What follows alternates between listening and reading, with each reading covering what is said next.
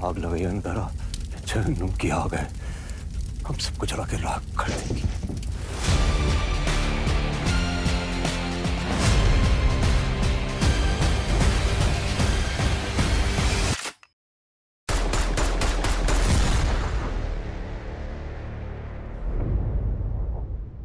What a phenomenal lineup I am joined by today, and that to the amazing team of Bambai Meri Jaan. So a warm welcome to all four of you, and a warm welcome to you in London as well. Thank you. Thank you. Exactly. Warm being the key word. Warm being the key word. Actually, that's a very huge understatement, actually. But no, I'm going to begin with, I think, the producers of the show. I mean, look, we've seen gangster flicks before. I mean, you know, Ritesh, you've been a huge champion of some of those great shows like Mirzapur on Prime Video as well.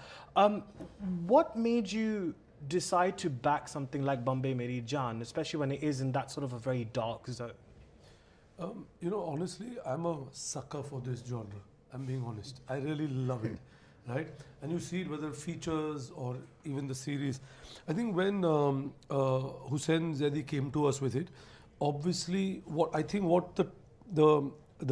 the first meeting with him was a complete. Like, I was sold out, because I think the fact was that he was trying to tell a story, because, you know, the experience he has, and he's got such potent material during his days being a journalist covering crime. It's all like, you know, like we said, almost over 2 or 3 decades. And the story which he wove around and presented to us was obviously influenced by a lot what he had seen during that world. And in the backdrop of India being a free country and a free nation, you're showing the birth of the underworld. So what that freedom meant to them and what it meant to the common man, you know, and how he's used those characters to exploit the system, and he brought in certain layers of the characters. So they were immediately, you just identify with it, you relate to it, and you feel, obviously, you know it's fictional and you know it, but you in some way start feeling about the protagonist, which is Dara's character. And I think that also, being a lover of the genre, but I saw something where you had never covered about the birth of the underworld in a city which we've grown up in. So I think it was exciting. And I think it really is a reminder of the post-colonial hangover that I think India faced at that point, where, you know, British chale gaye, but they kind of left us to, you know, fend for ourselves, and almost people were forced to really live up and take up a life of crime. I mean, Kassim, would you like to add to what Ritesh has said? So while whatever he's said is what immediately sort of attracted us to it, but at heart, it is an emotional story of a father and son. Yeah. And while we are suckers for that genre, we are also suckers for that sort of emotion, when the father and son are two sides of the same coin. Right. And I think, Shujaat, I mean, I absolutely loved Rock On 2. I actually thought it was a really well-crafted film, and I thought it genuinely had so many layers to what we saw in the first film. And I think if we look at the sort of camaraderie of the band there and what they go through, the trials and tribulations, we kind of have, I mean, of course, not to compare it, but just looking at the themes overall, the sort of camaraderie that Dara has with the other, you know, gang members, it again talks a lot about the emotional roller coasters and what they go through. So how do you as a director, you know, are able to grasp that dysfunctionality and bring that and present that on screen? So dysfunctionality of relationships is of course something that really attracts me as a filmmaker, because that creates conflict, which you know, in turn gives rise to drama. And you know, as Kassim said, the show is really anchored very deep into emotions, and emotions of, you know, different relationship dynamics, whether it is, you know, brother and brother, whether it's brother and sister, mother, son, father, son, you know, husband, wife. So that really kind of also speaks hugely about where we come from, you know, where relationships are given such a important, you know, throne in our lives. But at the same time, what we wanted to do, what I was looking at is, you know, looking beyond these tags of relationships of father and son. And stripping these characters off those tags and seeing what happens when two men and two ideologies clash. Yeah, right. True. There's a serious, I would say, an ego battle that is going on, because the father, till a point, is the provider, and when the son takes over, you know, the dynamics start to change. and it does get even political. It doesn't necessarily remain emotional at that moment in terms of seeing it through a periscope of human relationships. So it becomes a man versus man kind of theme. And also whether we are dealing with nature versus nurture, husband and wife, a mother and father questioning, probably something went wrong in their parenting, and they keep on questioning themselves, where the entire bunch of kids has turned to the world of crime, which is devastating for them. Yeah, no, absolutely. I think I'm going to come to, of course, the main Yes. man himself, Dara. I mean, Avinash, I remember when we spoke about this, actually, when the project was announced, I immediately knew that this was going to be something really amazing. And boy, I was not disappointed at all. We're only 5 episodes in, and what I've seen so far is great. But I think looking at the character that you've played, I mean, look, you've played layered roles, which are very complex beyond the paradigms of what a human would be or is considered to be. Of course, Avinash Tiwary versus Dara, I'm sure, are completely 2 individuals. But how do you, as an actor, separate Avinash as an actor from the character? Does it ever play in your mind? Does it ever get overwhelming for you? There might be moments that can get overwhelming. See, and the beauty here was to explore how does a man become a monster, and you do get curious about it. You want to explore that as an artist. The man, Dara Kadri, born in poverty, takes the ladders, becomes this man of power eventually. So that's a great graph to follow as an actor, of course.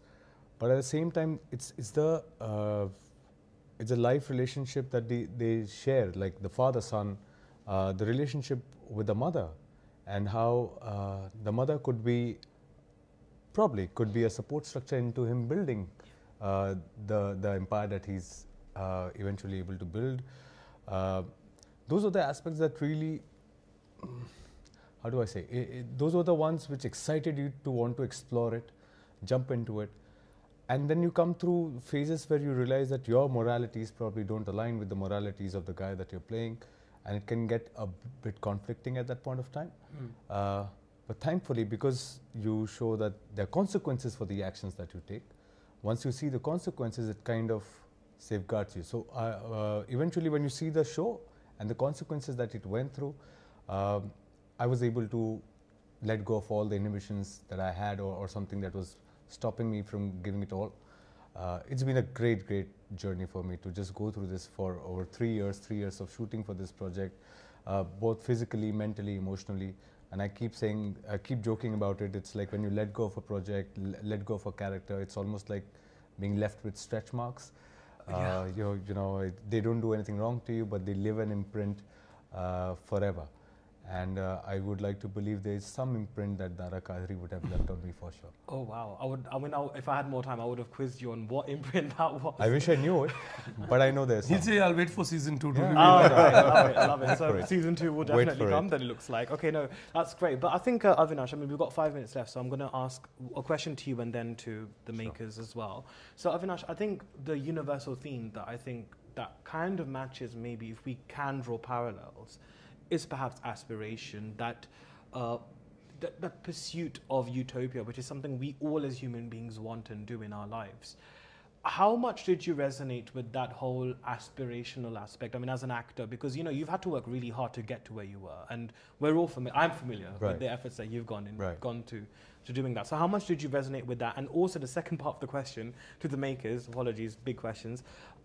Again, in sort of showing a checkered character, showing a very grey character, how important was it for you all to not romanticize, glorify that, and actually stick to the script and stick to the base? So Avinash, we'll go with you first. I mean, I did align to it because I didn't come with generational wealth.